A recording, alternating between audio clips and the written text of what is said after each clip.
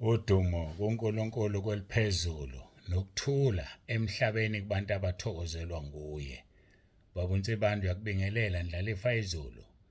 Ngithi uJesu Kristu inkosi, siyambonga, siyamdumisa uNkulunkulu wethu ngendlela emangalisayo ukuthi asiphe usuku lwanamhlanje oluhle kangaka. Luhle, luhle. Siyambonga, uyasithanda, uthanda sithanda ngalo. Bazalwane, ngiyacela siqhubeke silethe abantu.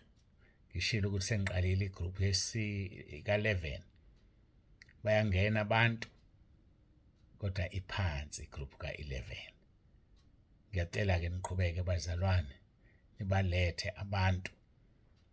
Bayaphuma abantu abangene ngelink. Bayaphuma abantu abangene ngelink. Angisazi isizathu. Kodwa esinye sazo abazange phela bamukele. Nivele nabanika ama-link, bayingenela, bayayiphumela ngokuthanda kwabo. Kanti leyo ngxenye leyo yokuthi wamukelwe ngezandla ezifudumele kukhombisa ukuthi le group inomuntu okhona ngale, akulona irobot. Ethi ngenizwe nifonelwa ama-robot likudayisela izinto. Umuntu akhulume ngathi uyirobot uma engale, engathi kurekhodiwe. Awuyithembi nokuyithemba leyo nto. Kodwa-ke siyabonga la ekhaya lezwi ukuthi ukhona umuntu osamukelayo. Hhayi, bayaphuma laba belink. Ngiyakutshela mina, ngibabona ngani ngoba vele abanamagama. Bangena nje ngey'namba, baphume ngey'namba, banamagama abheke eceleni abanye, uze umangale ukuthi igama lini leli. Yabo? So-ke bayaphuma labo bantu. Kodwa bayahlala, akufani. Laba abafuna uwena osuyabaletha. Lethani-ke abantu bazalwane, siyambonga uNkulunkulu kakhulu. Noma ngixakekile-ke kakhulu kule mpelasonto ngamalungiselelo okuvulwa kwendlu yasemafakadini. So uma ubona ungaphenduleki ngokushesha wazi ukuthi ngixakekile. It's either ngisemgwaqeni noma ngisemafakadini noma ngisemhlanganweni kuxakekile impela kakhulu. Angizuveza-ke nokho uhambo esilihambayo, sihamba nini, kanjani, kwenzakalani. Ngicela ukungangeni kulezo zinto. Kodwa khona sisemgwaqeni kakhulu namhlanje nakusasa. uNkulunkulu anigcine anibusise nisasikhulekela. Siyambonga kakhulu uNkulunkulu. Okunye-ke ikuphi okunye ukuthi siyanithanda kakhulu. Ake siguqeke sikhuleke singene enkonzweni yanamhlanje kungumgqibelo, Saturday. Zimbili insuku August 2025.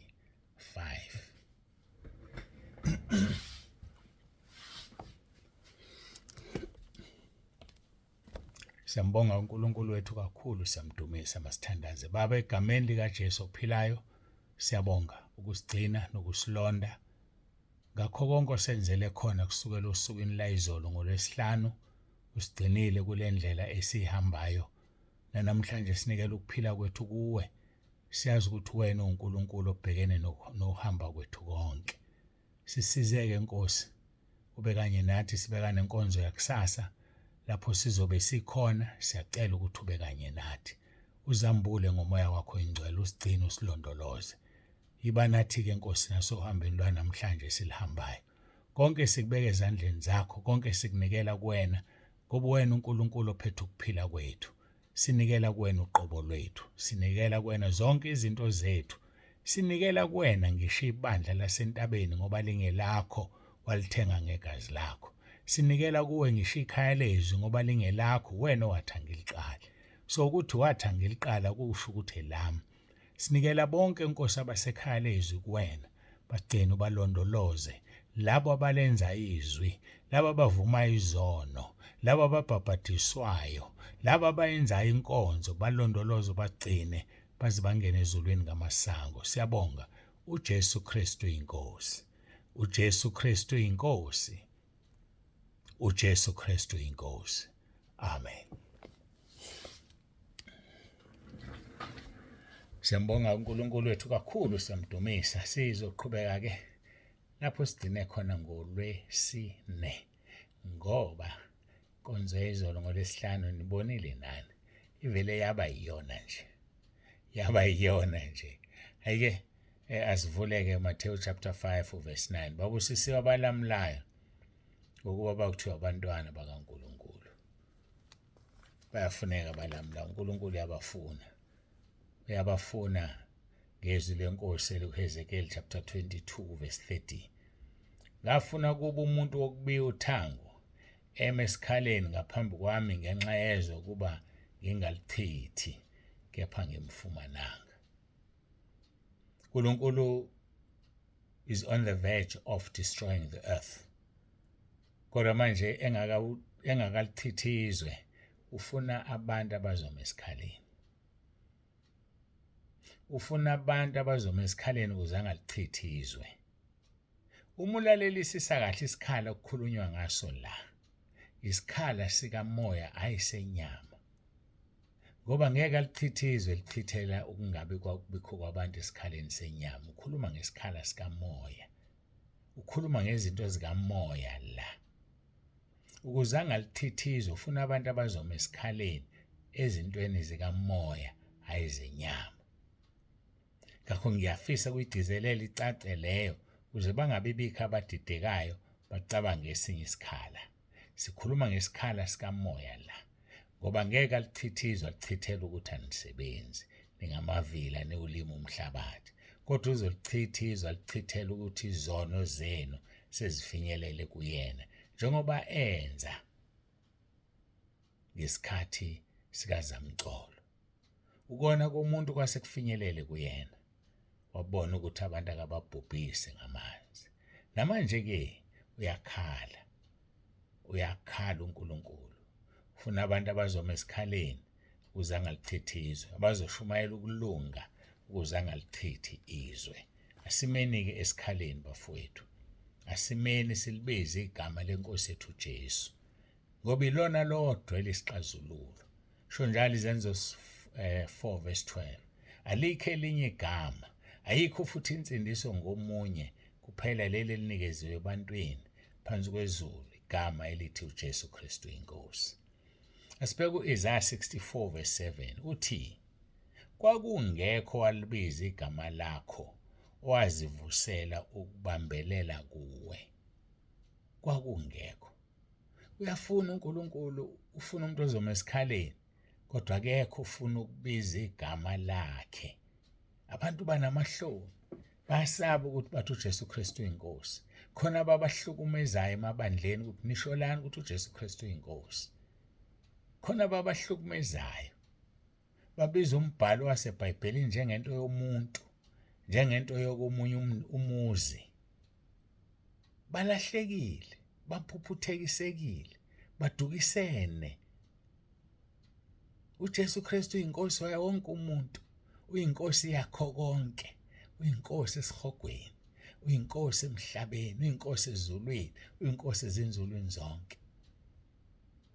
So ukuba inkosi kwakhe akukhona kwebandla elithize. Ukuba inkosi kwakhe akukhona kwamfundisi othize. Noma isambulo singavezwa ngaye, akusho ukuthi kufanele simbuke kabe simzonde. Kuba mhlawumbe uzamile uNkulunkulu ukuzivula ngawe, wena walibala iminako yezwe. uJesu Kristu inkosi. uJesu Kristu inkosi. uJesu Kristu inkosi. So ke kwakungekho usho njalo verse 7 kaIsaiah 64.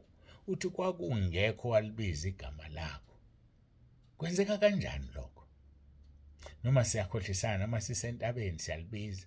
Masihlangana entabeni siyalibiza, phuma kwenkonzo siyalibiza. Umuntu mayisengakuba uyanamahloni ngalo. Hayi uNkulunkulu akayifuni leyo nto. Kwakungekho walibiza igama lakho, wazivusela ukubambelela kuwe. Ukubiza igama lenkosi uJesu uvusa ukubambelela kuJesu. Uvusa ukwethemba kuJesu. Uvusa ukumkholwa nokumthanda uJesu. Awukwazi ukumthanda ungalibiza igama lakhe. Awukwazi ukumkholwa ungalibiza igama lakhe kwenzeka izinto. Biza igama lakhe kuzokwenzeka izinto. So uNkulunkulu ufuna abantu abanjalo esikhaleni. Sesiyithola kancane impendulo. Akazukuma esikhaleni asonge izandla. uzoma esikhaleni abize igama. Uthi-ke Isaiah 64:7, kwakungekho walibiza igama lakho. Ihlazo, kwenzeka kanjani? Noyedwa pho, noyedwa akekho olibizayo. Siyambonga uNkulunkulu, akumangalisi. Yikho edala ikhaya lezwi, wakha abantu abazolimemeza igama lakhe, wakha abantu abazolibiza kumnyama kubomvu, wakha abantu abazoba nesibindi. Unaso nje wena isibindi, uyalibiza igama lakhe. Ufuna abazoba nesibindi balibize. Kwakungekho walibiza igama lakho, wazivusela ukubambelela kuwe. Zivusele mntakababa ukubambelela kuye. Mhlawumbe uyashona phansi spiritually, uyacisha umlilo. Zivusele ukubambelela kuye. Thana uJesu Kristu inkosi. Uphinde kathathu, uzozivusela ukubambelela kuye. Uyabafuna abazobambelela kuye, uyabafuna abazohamba naye ngoba umhlaba wonakele. Zivusele, ngiyakucela. Wayengekho walibiza igama lakho, wazivusela ukubambelela kuwe. Siyathanda ukubambelela uNkulunkulu. Akaziki, akagwilizi mayisemanzini, akashoni phansi, wahamba phezu kolwandle. Wathi uyakulinga uPetro ngenxa yokungabaza kwamhlula. Kuba kangabazanga wayezohamba. So asibambeleleni esandleni sakhe. Sihambe noma ikuphi la ethi siye khona, sizonqoba. Noma sihambe ethunzini, noma sihamba esigodini sethunzi lokufa, ngifuna ukusho njalo. Yena unathi. Uzongena nathi kuleso sigodi. Aphume nathi ngale. Ngena nathi emlilweni, aphume nathi emlilweni. Ngena nathi emanzini, aphume nathi ngale. Ungena nathi emphandweni wengonyama, aphume nathi. Okwethu kumkholwa simethembe. Sizobona umvuzo walokho. Masibheka u-Isaiah 59:16. Uthi wayengekho ommelayo. Wayengekho ommelayo. Bengibuka isikhathi. Uthi u-Isaiah 59:16, wabona ukuthi akukho muntu. Wamangala ukuthi wayengekho ommelayo. There was no one to intervene. Yini aswele umuntu ommelayo uNkulunkulu emhlabeni? Yini singabe ama-ambassadors of God, ambassadors of Christ, ambassadors of heaven? Yini singammeli uNkulunkulu? Kudalwa yini lokho? uNkulunkulu ufuna simmele. uNkulunkulu ufuna sibe munye, sihlangane, sibe munye phambi kobuso bakhe. Ngoba uma simunye kuye sizonqoba izizwe. Ilokhu uNkulunkulu akufunayo. Ngitheka ama-figures athini? Athi abantu bala ku-10,000.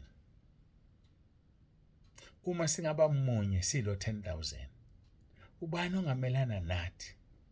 Ngoba inkosi uJesu ingakuthina. Ubani ongamelana nathi?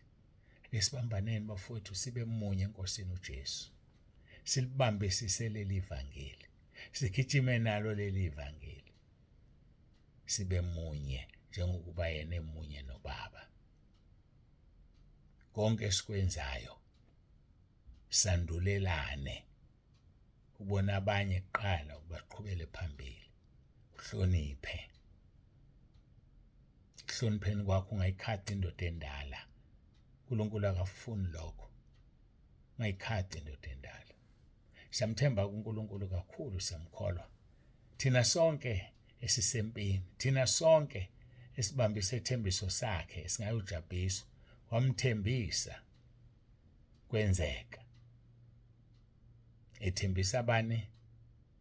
uSara noAbraham. Wathi ngalesi sikhathi ngonyaka ozayo uzobe khulelwe. UNkulunkulu ezethembiso abese yaziveza. Ingakho esikhuza athi singathembisi bese singafezi. Zingaki izethembiso usuzenzile kodwa ufezi? Zingaki ongixoxele? Izolo akekho nje umthembisile. Ekseni nje namhlanje uthembise bani? wazi kahle ukuthi awuzokwenza waqamba nje amanga. Fuze uyihle uSathane, John chapter 8 verse 44. Fuze uyihle uSathane wabulala abantu kwasekuqaleni. Uma ekhuluma amanga ukhuluma ngokwakhe. Nawe usukuthathile usukwenza okwakho ukukhuluma amanga. Yekani ukukhuluma amanga bazalwane. Yekani ukukhuluma amanga. Usukwenza okwakho ukukhuluma amanga. Inkosi uJesu iyakuthanda. Inkosi uJesu iyakufuna. Ifuna uze ekhaya ezulwini. Ngakho-ke kholwa amazwi akhe. Ukhuluma iqiniso emphefumulweni wakho. Mawakhuluma amanga. Yakuthanda uJesu Inkosi yethu. Siyambonga-ke kakhulu ngakho konke. Simnikeza udumo. Simnika udumo lomfanele lungolwakhe. uJesu Kristu uyinkosi. uJesu Kristu uyinkosi. uJesu Kristu uyinkosi. Asigoqe sikhuleke.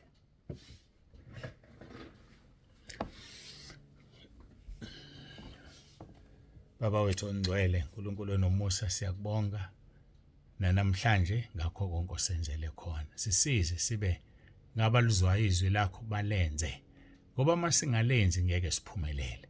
Sisizeke Nkosi, kukhona konke nginikela ukuphila kwami, nginikela ukuphila komndeni wami, nginikela ibandla ongibeke phezukwalo Moya Ongcwele, nginikela ikhaya lezwi ongibeke phezukwalo Moya Ongcwele. Ngalahlekelwa noyedwa kubona. Phendula imikhuleko yabo wenzele igama lakho udumo. Balekelele labedinga ukulekelelwa khona. Bavuselele Nkosi ngothando lwakho. Ngiyacela uNkulunkulu wami nomusa. Nanku umsebenzi omkhulu esibhekene nawo okwakha leli bandla, okwakha izindlu zokukhonza. Sicela uholo oluvela kuwena. Siyakhuleka uNkulunkulu wethu, uthe igolide nesiliva lingelakho. Ngicela imali uNkulunkulu wethu ukuba ngakha ama-branches amaningana ngesikhathi esisodwa. Wena wedwa Nkosi ongakwenza kwenzeke. Siyacela-ke Nkosi sinikela kuwena konke. Nampa abantwana bakho. Busisa Nkosi bonke abanikelayo. Ubabusise ngaba sikho la kodwa kungenxa yokuthi bakulalelile mawubathinta. Siyabonga Nkosi abaxhasa umsebenzi wakho, babusise. Nkosi bazizwele ubukhona bakho. Bangadini ngokuzizwela bangene ezulwini kwelizayo. Siyacela uNkulunkulu wethu, izithembiso zakho ziningi ngawe zinguyebo futhi zingu-amen. Nanti ikhaya lezwi lingelakho, akusilona elami. Ngiyacela Nkosi ulibiyele uligcine wonke umuntu osekhaya lezwi.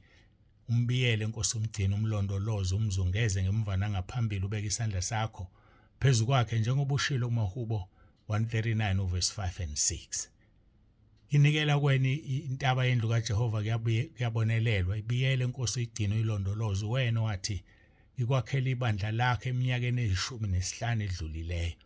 Siyabonga ukuthi kuze kube manje ukhona uhamba nathi, ungasiyeki Nkosi, ngoba sizimisela ukunyakaza ungekho.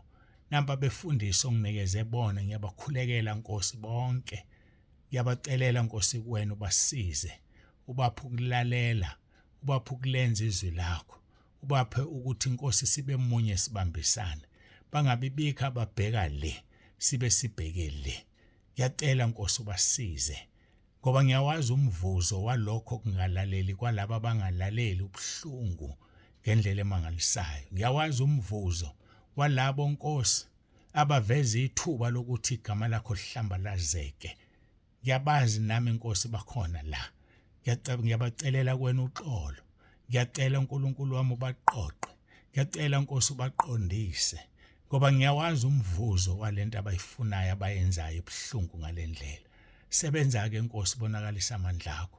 Kungabi bikho entabeni yendlu kaJehova ukuphendukelayo njengokuba uSathane wakuphendukela ezulwini. Kungabi bikho uNkulunkulu wami ekhaya lezwi okuphendukelayo nokulahlayo athi mayisengenile ezwe alalele, ngoba kuyinhlanhla ukungena ekhaya lezwi, kuyinhlanhla ukungena entabeni yendlu kaJehova lapho kushunyayela izwi. Sibonile emabandleni amaningi izwi liphelile, kugcwele inganekwane, kugcwele imithetho engekho, kugqokwa noma ikanjani. Bayazilungisa bekusola Nkosi wabadalelani benje. Ngiyacela ungenelele nakuwo lamabandla Nkosi, abanye babo bayakuthanda ngenhliziyo zabo zonke. bazwele Nkosi. Ngenelela Nkosi, nanku umhlaba wonakala, abenhliziyo yakho yabazi, labo Nkosi abazokwenza njengokwentando yakho. Babiyele ubagcine, mabakhululwe bonke ababoshiwe, iningizimu nentshonalanga, inyakatho nempumalanga mayibalethe.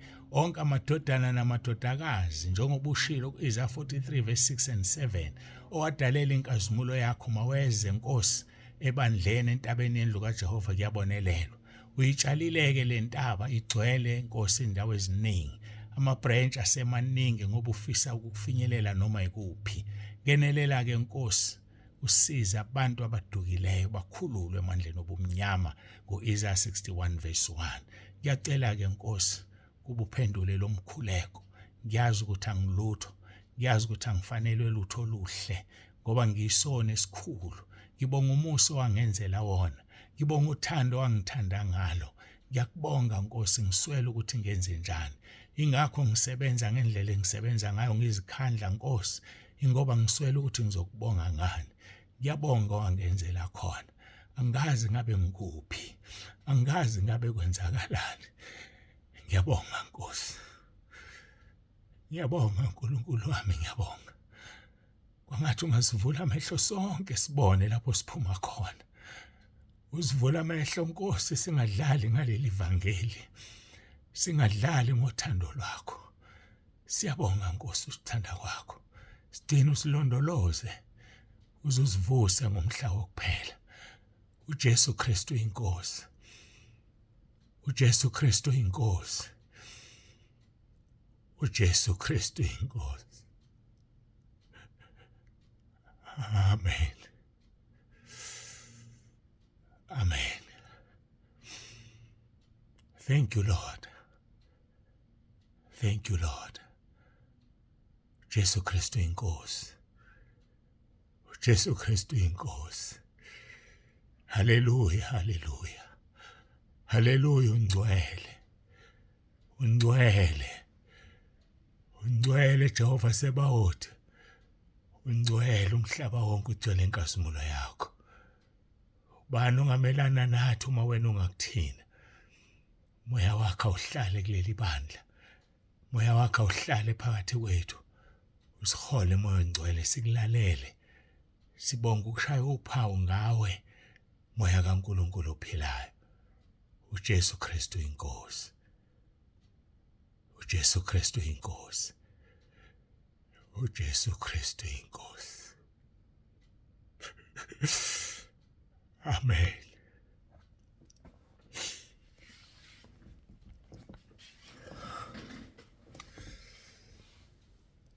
Bangcwele, siyambonga uNkulunkulu wethu kakhulu, siyamdumisa. uNkulunkulu akusize lapho khona. Badlali ngevangeli. Jesu, siyabuza olanda ibandla ungasali. Ungasali. Ungasali. Baba uNsibando uyavalelisa. uJesu Kristu inkosi. Makabe inkosi nakweyakho impilo. Ngoba uJesu Kristu inkosi. Amen.